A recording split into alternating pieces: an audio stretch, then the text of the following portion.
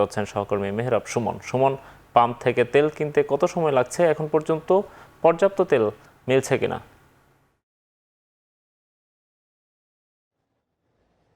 এখানে যে তেল নেওয়ার যে যুদ্ধ সেটি চলমান রয়েছে কয়েকদিন ধরেই। তবে যারা ৫ থেকে ৭ ঘন্টা ধৈর্যের পরীক্ষা দেওয়ার পর এই কাঙ্ক্ষিত স্থানে যারা আসতে পারছেন তারা এখন ফুয়েল পাসের মাধ্যমে তেল নিতে পারছেন। তবে এই তেজগাঁওয়ের যে সাউদার্ন পাম্পটি আছে সেখানে ৫টি ধাপে তারা যে জ্বালানি তেল সেটি দেওয়ার চেষ্টা করছে। এখানে ৫টি বুথ রয়েছে জ্বালানি তেল নেওয়ার জন্য। তার এখানে অন্যান্য জায়গায় আমরা যেটা দেখেছি তার থেকে একটু বিড়ম্বনা কম, কারণ এখানে ট্রাকের জন্য আর একটা লাইন, এখানে মিনি বাস, প্রাইভেট কারের জন্য আলাদা লাইন এবং মোটর সাইকেলে যারা জ্বালানি নিতে আসছেন তাদের জন্য আলাদা লাইন করায় এখানে দীর্ঘ যে যানজট সেটি পড়ছে না। তবে যারা মোটর সাইকেলে জ্বালানি নিতে আসছেন তাদের লাইনটা অতি দীর্ঘ বলে আমাদের এখানকার যারা গ্রাহক আছে তারা জানিয়েছে। আর এখানে ঢাকাতে যে 7টি স্থানে ফুয়েল পাসের মাধ্যমে জ্বালানি দেওয়া হচ্ছে তার মধ্যে হচ্ছে সাউদার্ন ফিলিং স্টেশন একটি।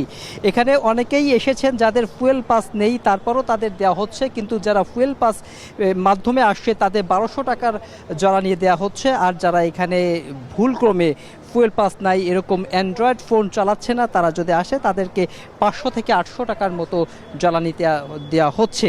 এই যে একটা যে তারা একটি বলার চেষ্টা করছে, অভিযোগ করছে যে জ্বালানি তেলের দাম বৃদ্ধির পরেও কেন এই যে দীর্ঘ সারি যানবাহনের যে দীর্ঘ লাইন সেটি কয়েক কিলোমিটার চলে যাচ্ছে, তাহলে দাম বাড়ানোর যে কারণ সে কারণটা তারা খুঁজে পাচ্ছে না। তারা বলার চেষ্টা করছে যে দাম বাড়িয়ে যদি লাইনের যে তেলের যে সরবরাহ সেটি যদি পাওয়া না যায় এবং ডিপো থেকে যে চাহিদা সে চাহিদা তুলনায় যদি এই তেল না পাওয়া যায় তাহলে কেন দাম বাড়ানো হলো, এই অভিযোগটি তারা বারবার করার চেষ্টা করছে।